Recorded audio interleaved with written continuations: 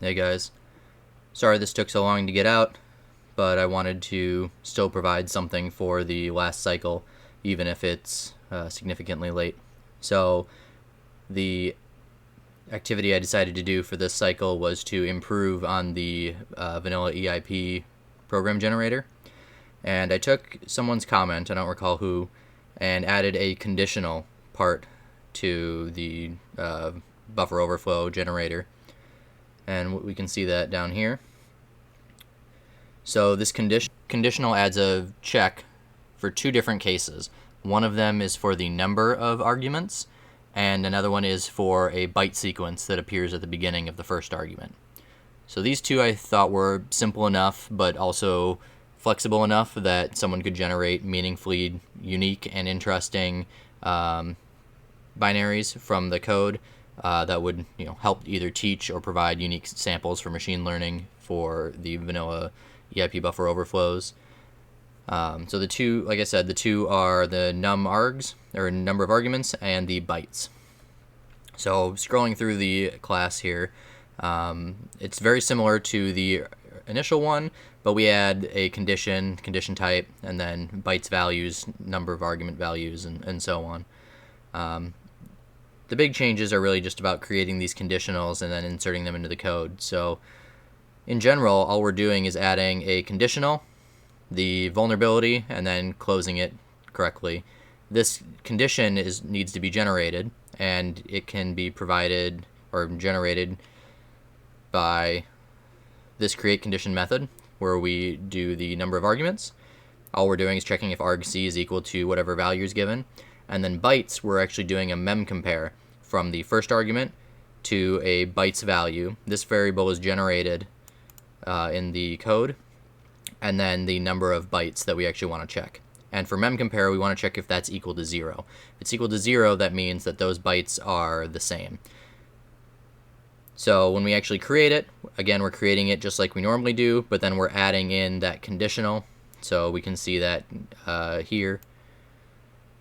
Here's bytes, and otherwise the condition is made down here with the create conditional. We can either give it a specific vulnerability or a randomly selected one, just like before. And of course, if one isn't given, then it just uses strcpy. So we added a few more command line arguments as well. We have the type of vulnerability, vanilla or conditional. And then for those conditional samples, we have numargs and numbytes. The rest of them are still the same, work just as they did before.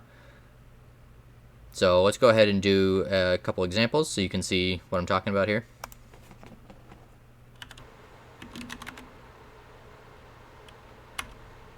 We'll add the verbose flag so we can see. We'll let the program pick which vulnerability we're going to do. Type, conditional. We'll do numargs first. Numargs, we're going to do 4. We'll give it a random vulnerability. We'll do 12 stack arguments. And we'll name it test. So that works. It selected, looks like we selected the gets vulnerability. It created the random variables. So let's go ahead and cat the test.c program that we created.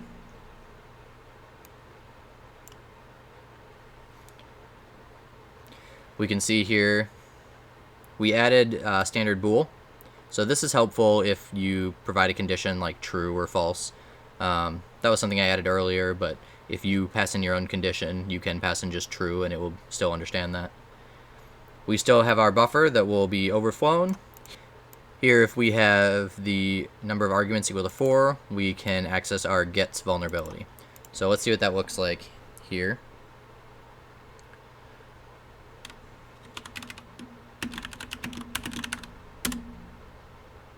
So it still warns us about gets because it's a dangerous function and shouldn't be used. Of course it is. That's part of why this code exists. So now if we do test, nothing happens because we're not getting to that vulnerable function. Even if we do one big long argument, something that would normally overflow it, nothing happens because we're not getting to that vulnerable function. Now, if we do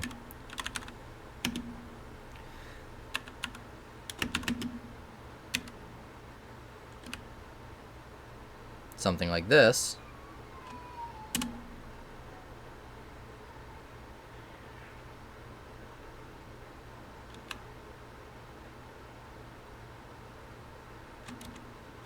we can overflow it. There I forgot that gets is we're looking for input and not reading an argument. In this case, we would still need to pass in 4 arguments, but then provide something into gets. So more accurately, what this should look like is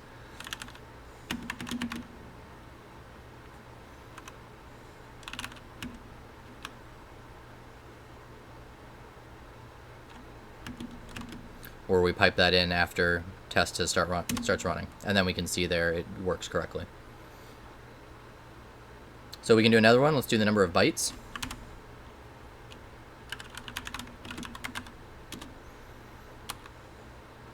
We'll leave off verbosity this time. Conditional. We want bytes. Random vulnerability. Actually, bytes we need to pass a value. We're gonna do 1, 2, 3, 4. So if the buffer doesn't contain 1, 2, 3, 4 at the beginning, it's not gonna overflow and cause a crash.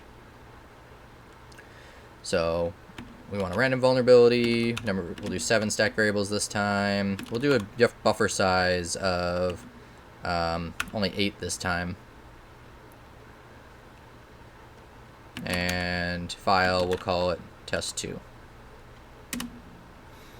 Alright, so now if we test2, we can see we have our mem compare here, we have our stir n copy, and we have the bytes that it's going to be checking, this bytes value. It actually took the 1, 2, 3, 4 and converted it into a decimal representation of bytes. So this is actually the ASCII decimal representation of 1, 2, 3, 4. So if we go ahead and run this, actually we have to compile it first.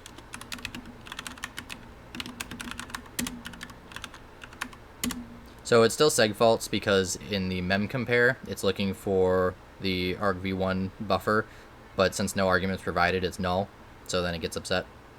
So if we just give it anything, it's just fine. Now notice that we didn't give it 1, 2, 3, 4. So even if we give it a whole giant thing, which we know will overflow it, no buffer overflow.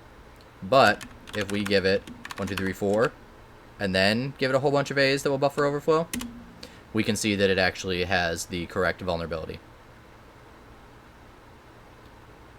So hopefully this is a good addition for this cycle.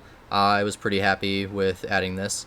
I'd still like to add more things in the future and more simple vulnerability classes. That way you can generate more unique, interesting, vulnerable functions, and hopefully use this in a machine learning corpus or something like that.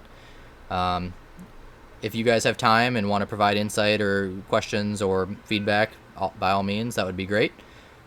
Otherwise, thank you for a great class this semester. I apologize for this being late once again, and look forward to seeing the rest of everyone's tools. Talk to you later.